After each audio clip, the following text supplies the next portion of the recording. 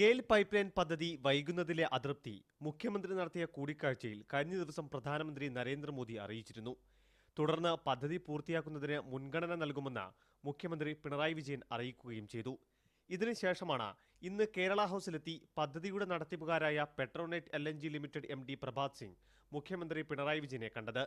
കൂടിക്കാഴ്ചയിൽ തടസ്സങ്ങൾ നീക്കി പദ്ധതി മുന്നോട്ട് കൊണ്ടുപോകുന്നതിനെക്കുറിച്ചുള്ള വിശദമായ ചർച്ച നടന്നുവെന്നാണ് അറിയുന്നത്.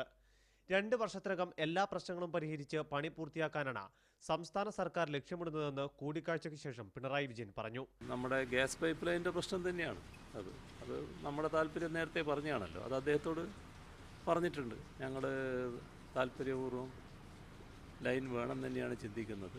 ഇതിൻ്റെ ചില വിശദാംശങ്ങൾ തരാൻ വേണ്ടി പറഞ്ഞിട്ടുണ്ട്. അത് അദ്ദേഹം കൊണ്ടുവരാമെന്നും പറഞ്ഞിട്ടുണ്ട്. നിലവിലുള്ള തടസ്സങ്ങൾ നീക്കി സമയബന്ധിതമായി പദ്ധതി പൂർത്തീകരിക്കാനുള്ള എല്ലാ സഹായവും മുഖ്യമന്ത്രി വാഗ്ദാനം ചെയ്തതായി പെട്രോനെറ്റ് MD പ്രഭാത് സിംഗും പറഞ്ഞു. We are very happy and we are looking forward to the new government taking up the cause and the Chief Minister was extremely positive today. Gas pipeline യാഥാർത്ഥ്യമായാൽ കേരളത്തിന്റെ പ്രശ്നങ്ങൾക്ക് വലിയ അളവിൽ പരിഹാരമുണ്ടാകുമെന്നും ചീമേനി താപനിലയമടക്കം യാഥാർത്ഥ്യമാക്കാൻ കഴിയുമെന്നും കഴിഞ്ഞ ദിവസം മുഖ്യമന്ത്രി പറഞ്ഞിരുന്നു. മീഡിയ 1 ഡൽഹി.